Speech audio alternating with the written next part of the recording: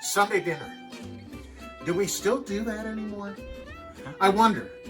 It's always been a tradition in this house for the most part, unless we're out gallivanting around the countryside. But typically Sunday dinner was something that would pull the family together. Everyone would get around the table and enjoy a great big meal with a giant piece of meat and some vegetables and a nice dessert afterwards.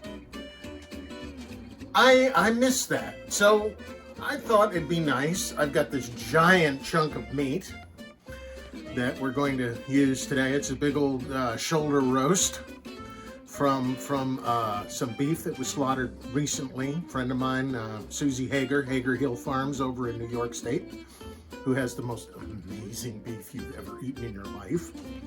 And so we'll be cooking up a roast that we got from her today. We're going to be making what is commonly known in these parts as boiled dinner, which doesn't sound very appetizing, but it's also known as Yankee Pot Roast. And that's what we're going to be doing today, so let's cook!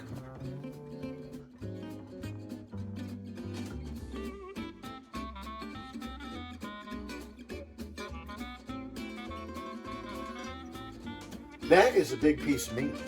Look at this thing. That thing's enormous. Ordinarily... That's a Bronto burger. I know, right? This thing is like for Fred Flintstone. It's enormous. It's an astounding piece of meat.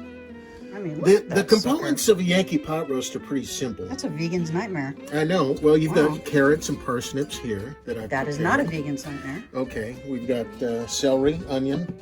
It's pretty basic. Yeah. So, and because I like mushrooms, I'm going to add mushrooms to my pot roast. I'm just going to add whole shrooms, and you can just, dive on and grab shrooms. And also over here, I'm going to do something slightly different.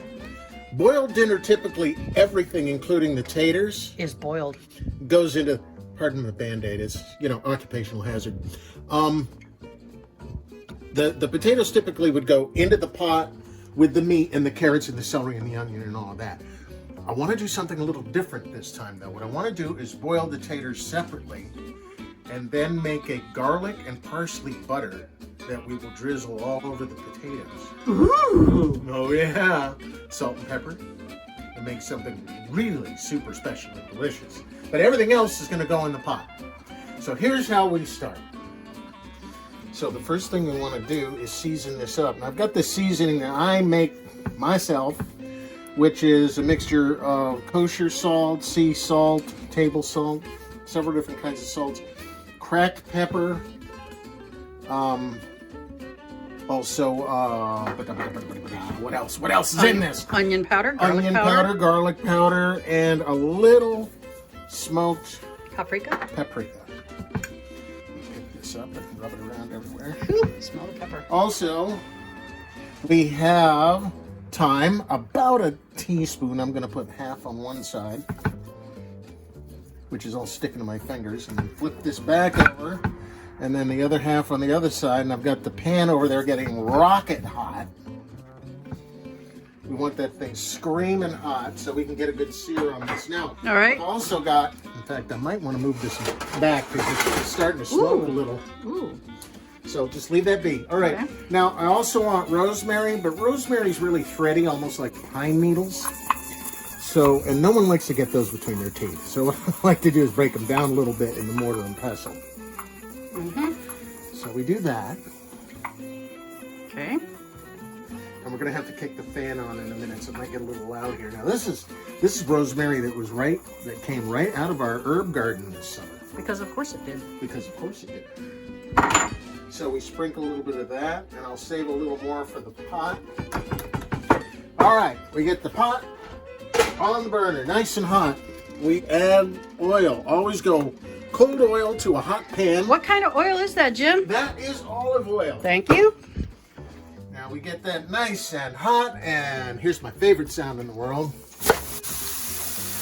thought it was the sound of our children laughing. All right, this is my favorite cooking sound in the world. Boy. I'm busting them. I'm busting them. Is that a good save? Yes, very good save. Very good save, darling. Very nice. All right, good. Okay. So we want to let that get a nice a nice crust like you would on a burger or a good steak. So we just let that kind of slide around in that oil a little bit. Whee! Crust up. All right, here's where I got to turn the fan on, guys, so I'm going to have to yell at you. It's all right. He yells at me all the time. You'll get used to it. It's an old kitchen with a lot of old things. It's very old. It's very old, like me. It's very ancient and old. Now, if you can, you want to get those edges, too, as much as you can. Now, look at that crust. See, that's what I'm talking about. You want to get that Maillard effect on your meat. Extreme close-up. Steaming up the camera lens there, dude.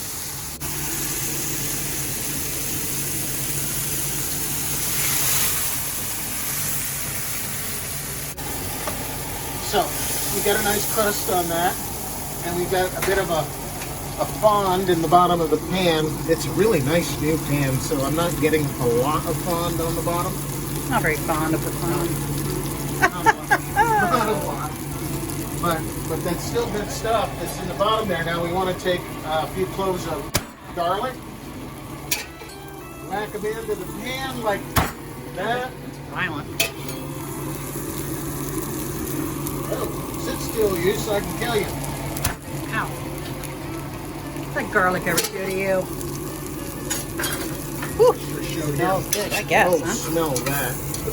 Now we want to sizzle that up a little bit.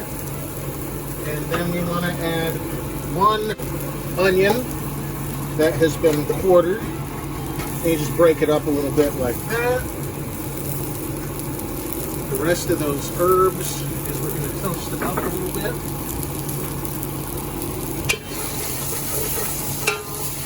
A little roasty toastiness. Oh God, that smells so good. Whew. Now we want to glaze with a couple ounces. Good red wine. Merlot.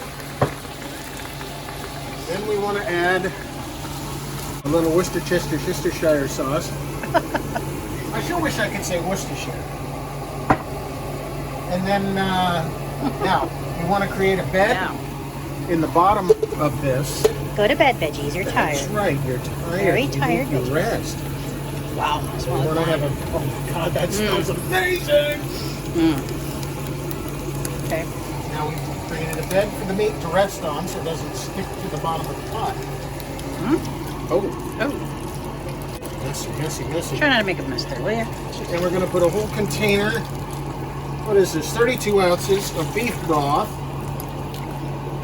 That's 4 cups for the math challenge, like me.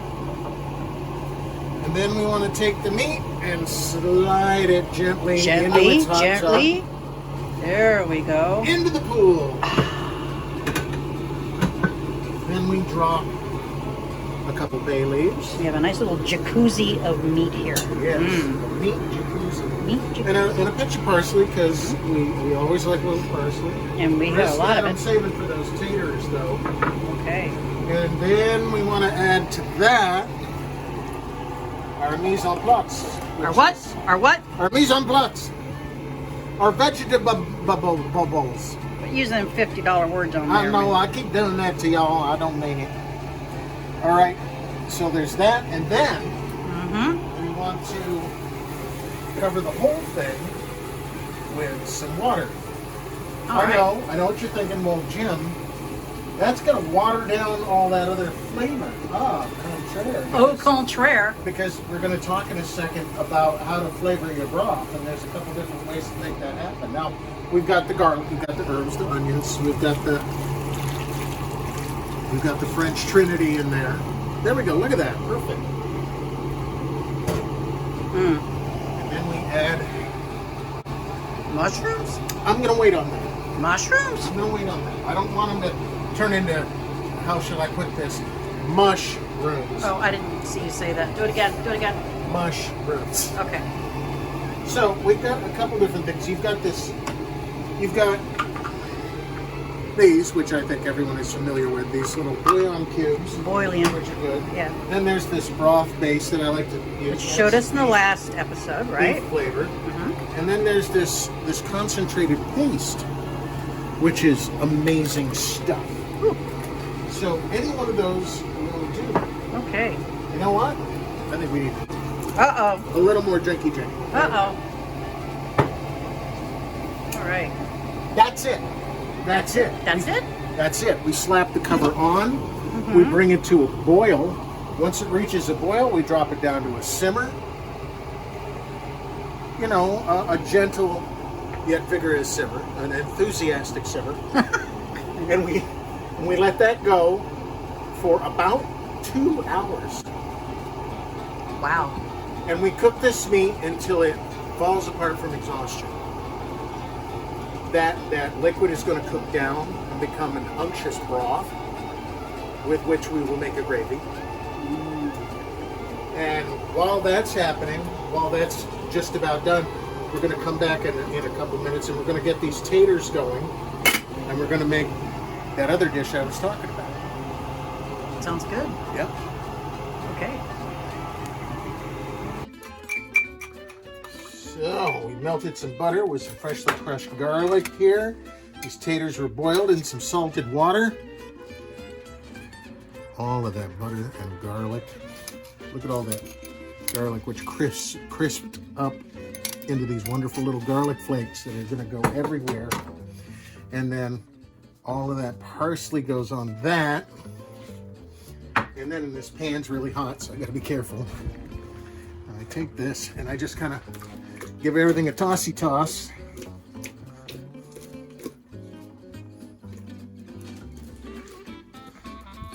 Oh yeah, they're like super tender. Look at that. It smells amazing.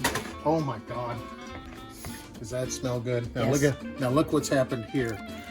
Oh my. Oh my. All of that is cooked down. And these vegetables are fork tender now, right? So we want to get all of those out of there. It can take you a while to do that without the Yeah, it's going to take a little while, but I'm just going to scoop these out of the way so I can get to that piece of meat. I have a feeling it's going to come out in sections. Wow. Look at that. Look over here. Look over here. Come around this way. Look at the bone just fall right out of it. Right off the bone. Ooh, it looks a little raw there. A little rare. No. It cooked slow. That's why it's a little pink. Okay. You ready? Drum roll. Oh, there. Okay, good. Okay. Out of my way. There. Oh my. Look at that, will ya? Oh. Veggies. This works much better. See? Told you. You were right. Of course I'm right. You're always right. Oh my gosh, that's lovely. Oh, look at all that beautiful stuff. People are like, you're going to eat that celery? You bet I am. Well, yeah. Boiled celery? Oh, you have no idea. If you haven't tried it. Then don't try it. No, if you haven't tried it, then you should. If you haven't tried it, you haven't tried it. That's right. If you haven't tried it.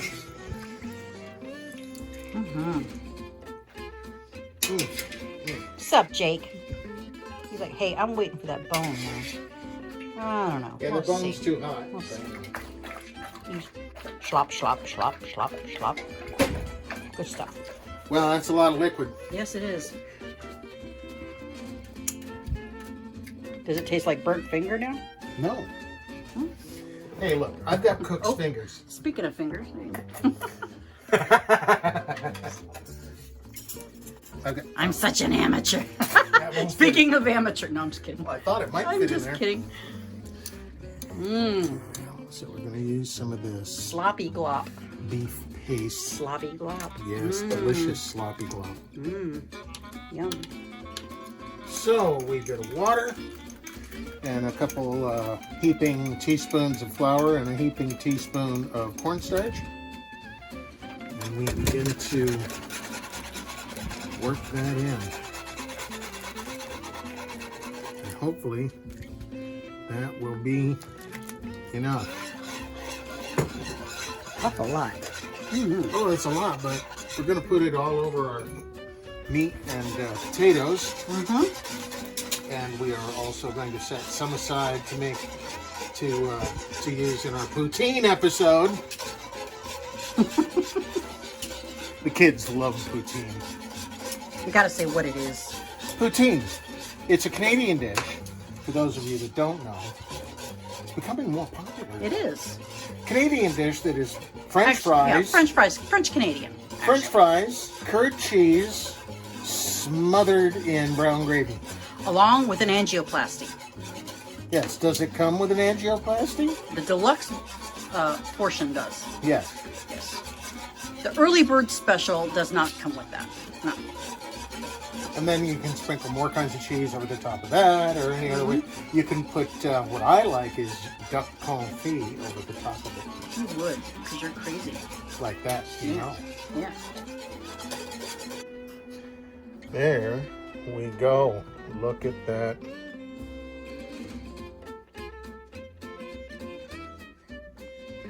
A bit of gravy on everything.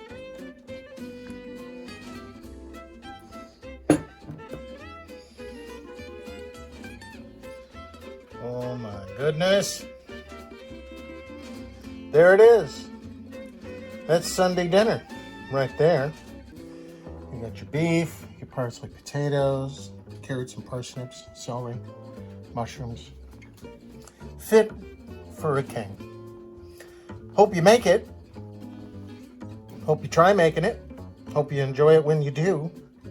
Don't forget to like, subscribe, hit that little bell icon, and make those comments down in the bottom. And we'll see you next time. Thanks for coming. Thanks for visiting us. Let's cook.